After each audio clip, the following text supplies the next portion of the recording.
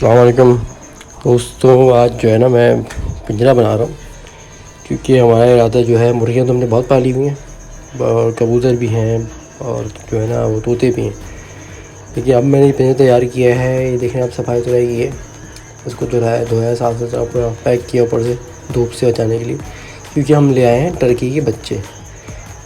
सही ना, ये मुर्गे और ये मुर्गे तो हो गए हैं बेकार, तो नहीं हुए। ये देखिए मुर्गी बीमार पड़ गई हमारी, अंडे देने वाली मुर्गी है ये, और जाए बीमार पड़ी हुई है। ये मुर्गा देखें आप, ये चूज़े लेके आए थे हम, ये देखें चूज़ा लेके आए थे, कितनी बड़ी हो गई मुर्गी।